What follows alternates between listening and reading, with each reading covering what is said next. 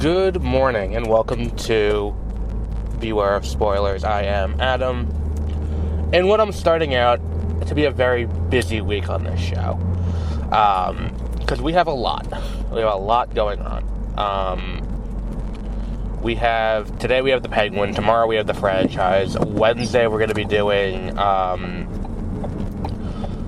what's it called? We're going to be doing on Wednesday, His Three Daughters, the Netflix movie. God damn, why is it that the climate control in a car can never quite get the temperature right? It's a little annoying. And, you know, it's like, there's no way to be comfortable in a car. It's an absurd thing. Either way too hot or way too cold. Then we have, Salem's Lot this week. We have, more Agatha. We have The Apprentice. We have, what's that other show? The other movie, Saturday Night. I think, strike that, reverse it. I think we're doing Saturday Night, Thursday, and The Apprentice on Friday. And then, you know, there's some other streaming stuff that I have on the slate for Saturday and Sunday, but also, not only that, but we also have, I'm going to be trying my damnedest to get into Conclave and Blitz. Because that is, you know, Sunday. Saturday and Sunday at Hamptons. If I can get into that, that'd be great, but I can't guarantee it. It's gonna be a long, and then after that too, even into next week, we got a bunch of shit too, including something that I think is redacted. I don't think I'm allowed to say this show that I have to watch. I'm gonna start incrementally watching over the course of the next week. I think the title of the show has been announced. I don't know if it was announced prior to now, but either way, we have all of that coming. So keep an eye on that. The Penguin. So we now have, you know, Oswald and what's her name? The I forgot what her fucking name is. Kristen Milioti's character, who they've now gotten into this new drug called Bliss. Apparently it's based on something, or it is something, they used in Arkham to keep people docile. And one of the things that really struck me, especially considering this week is also, like, Joker came out on Friday. Or Joker 2. And, again, like I've said, Joker 2 feels, again, like it's, I said it when I did the review of it, it feels like it's kind of a shame to be a comic book movie where it's like, oh, we're better than this. But, like, at the same time, it's like, why is that something to be ashamed of? But that's kind of how it feels. But either way, it's like, so what, you didn't, you know, like, Arkham is mentioned once, I think Gotham is mentioned once, if not twice, maybe at most. But either way, the point is, it's like, so, you're kind of, it feels like you're kind of ashamed to be that. This leans into the comic bookiness of it so much. Her name's Falcone, but I forgot what her first name is. Or Falcone. But I forgot what her first name is. Either way, it's like, they call her the Hangman because of, you know, her murders. And it's like they lean into that. And there was something else in this that I'm like, oh, that's cool. They lean into that aspect of this too, where it's like they reference, you know, something else that happened, you know, in Gotham. And I think the thing is too, one of the other things that really struck me about this episode is, as we get into Victor's backstory, I think that's the kid's name, Victor, it's this look at, like, I think they do a better job of handling, you know, the flood than I would have expected them to. Because, like, I'm gonna be honest, I've been vocal about this. I don't like the idea of the flood at the end of the Batman. I feel like it's something that's, like, not entirely out of left field, but it is enough out of left field that it feels like, why are we doing this? It's just kind of, like, feels like a hat on a hat at the end of the day, and it's like, it's kind of weird. And it's being this inflection point for the entire city is fantastic. Like, this thing where it's like, this is a key moment that is very important for the entire world. Like, or at least the world of Gotham. We don't know if this impacts, or how people outside of Gotham feel about this. But the point is, it's like, this is a key moment.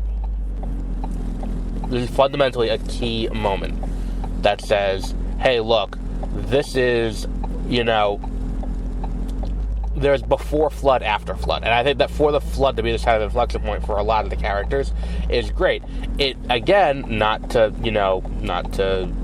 inherently compare, but it's better than how they've handled the blip in the MCU, where it's like half the universe died and then half came back, and they're kind of don't really address it that much. It's like, that is a monumental event. And look, at the same time, it's like, yes, we are currently living, in the aftermath of COVID, and we've all kind of collectively agreed to just not talk about it because it was this kind of big collective trauma. Like, I get it. Like, I can see that logic too. But like, from just a logistical standpoint, the idea of, what goes on in what goes on in the world as a result of a blip, that's something that needs to be handled. I think it's the same thing here, where it's like, we're not far enough out from either of these events where we can be like, let's just ignore it and pretend it didn't happen. And for the Flood to be this thing that, like, it's still something that dwells on Victor, it's something that's really important for his character. I don't necessarily love the idea, like my issue with it is him giving up on Graciela and sticking with Oswald. And I get why. I think the show does a pretty good job of explaining why he does that. But I don't understand why he did that. I don't think if they laid out more in the first 3 episodes, or is this episode 3? Yeah, this is episode 3. In the first 2 episodes, had they laid out a little bit more this relationship that he has with this girl, like, I could see that moment could mean more, but because we've only seen this girl in this episode, it falls kind of flat. Like, where it's like, look, I get that it's meant to be a heartbreaking moment. Her at the bus station looking for him, not seeing him when the bus leaves, and he's still in the car, and then he goes back and saves Oswald. It's a heartbreaking moment. But I feel like had we threaded through this character a little bit more, it would have impacted more. So it feels less like a one-off. And it feels like we're introducing this character just to end up being kidnapped at the end, to try and motivate him to do something. And could this be, his origin in some way? I'd be interested to see how that plays out.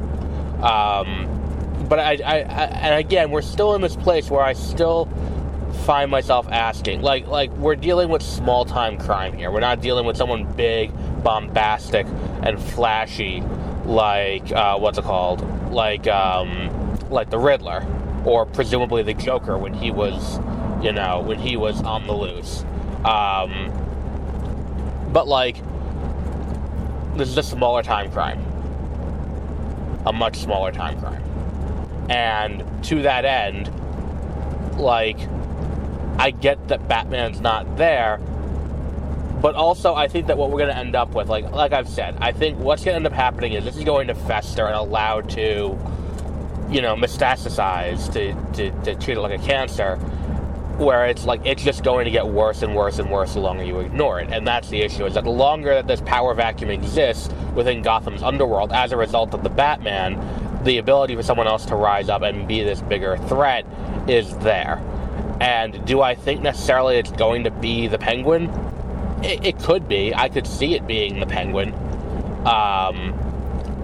But I think there's going to be something bigger that comes out of it. Because I think that, based on how we've seen Oswald in this show, where he's kind of a wannabe gangster, I love the way they play him, where he's not exactly a serious thing, and it's just no one takes him seriously. Now look, this could be, it is a very real chance this is just meant to be a Trump allegory, where it's no one took him seriously, and then he ends up in this incredibly powerful position. I could see that being the case, if that's what they're going for. In fact, I think that that's probably likely. But I would be interested to see if that's something where it's like, I don't think that a conflict between this and Batman would necessarily be an engaging part 2 to the first part of this. I think you need to go something bigger. And I think this idea that, like, oh, well, he is, this idea that, like, I like the way he plays them, and it's one of those things where it's like the accents were annoying in the beginning, but now the accents have kind of grown on me, and I'm kind of okay with it. But I do love his Penguin. I love the way he plays his character, kind of unhinged, wild, and just kind of, at the same time calculated. But if you get him to fly off the handle, he will fuck up his own plans for a moment of revenge, and that is something that I do really appreciate about how they're putting nuance into this character. Again, I would like more. I think there is room to do additional stuff with this world. I think we need to see the arrival of a new character. And I think that, like, if this is going to be an interquel and not just be a spin-off, because that's the difference. There's a difference between an interquel and a spin-off. An interquel is designed to bridge the gap between two properties. It's bridging the gap between 1 and 2. A spin-off is a tangent. We're going off on a tangent about this character, and we're going to spend time with this character, and we're going to get to know this character, and we're going to, just follow them, but don't expect this to necessarily dovetail back in. It may at some point, but this is its own story, and it's standing on its own. If that's the case, then that's fine, but if this is meant to bridge the gap between 1 and 2, which I'm pretty certain I read somewhere, we need to introduce something else bigger, because I don't see, on his current trajectory, Oswald Cobblepot becoming a Batman movie level threat in this form. I'm not saying that he couldn't be. I'm saying in this form, in this world that they've built for what these movies are, I don't think he's a threat that's going to, upend, anything in Gotham. It's just, he's, again, like I said a few weeks ago, this feels like, or was it last week with the, I think it was last week with the drug. With the FEMA truck. This feels like a plot from the middle of season 1 or 2 of Arrow.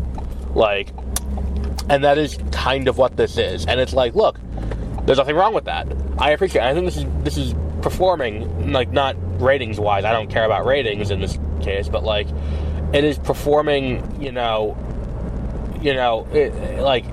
quality-wise, it is performing better than anything Arrow ever dreamed of. It looks better, it's shot better, it sounds better, it's everything about this is just aesthetically better than anything Arrow ever aspired to, and that's fine. One was a network show, one's a prestige show for HBO, originally Max probably, but we'll get into that. Go listen to my 30-minute reviews about that last week. It's one of those things where it's I watch this and I'm like, why is it that this show is, going through all of this, and I'm just kind of a little confused about, are we just following the Penguin, or is there something bigger in play that we should keep in track of? Because again, like I said, Bliss is cool, but, I don't think it's necessarily something that's going to, get everything in line, unless there's something else to it, which I think we get a little bit of a sense of that when Oswald just oh, so it's a party drug, and she's well, you can call it that. I get the sense there's more to this, but I don't necessarily know what that is, and I don't know if there is something more to it, if that will necessarily make for something strong enough for Batman to show up and be hey guys, what the fuck is up? That's kind of the issue I have, is what's the end goal here? if the end goal for Oswald Cobblepot is just to establish himself, as we saw in that first episode, the way he described it to the Falcone he kills, like, if that's his goal, and he's here just to do that, to be that gangster, you know, the one who, you know, the for lack of a better word, the mob movie gangster, like, the one who's respected in the neighborhood, the one who everyone loves and is like, hey, how you doing? And he was always there for everyone. He would ask how you're, like, if that's what he wants, then I could see the show ending that way. But I don't think that's a character. That's something that Batman's like, I gotta make this my be-all and end-all to take this guy down. Like, and again, it's like, if that's the case, again, we're dealing with Batman. So I don't think that drug running is necessarily something that makes for a good Batman movie, if that's all he's doing. If all he's doing is drug running, and he's already aware of Oswald Cobblepot, I don't necessarily think that this is something that would make an engaging movie out of. Because if he's already aware of Oswald Cobblepot, well, I know where to find him. He's at the Iceberg Lounge. There's no mystery there for him to unravel. It's just, oh, there's drugs being run? Okay. Oh, it's Penguin? Alright, I know where the fuck that guy is. I can fuck him up pretty easily. Like, that. I don't think that makes for good storytelling for a movie, is what I'm saying. I think that what we're going to end up with is there's going to be someone else who's going to rise up in this kind of power vacuum. Maybe that'll be the person who, you know, who unseats, you know, Penguin. But that's it. I also don't see Kristen Milotti living through this show. And that's a shame, because I do really like her character. But, yeah. We'll wrap up there for today. Tomorrow we'll be back with The Franchise, the new HBO show from Armando Iannucci. The show that is about the making of a big franchise superhero movie. And I appreciate Armando Iannucci a lot. I loved Veep. I loved The Thick of It. So him doing this is something that I'm like, oh, fuck yeah, let's go. But we'll see. We'll see how that kind of, you know, we'll talk about that tomorrow.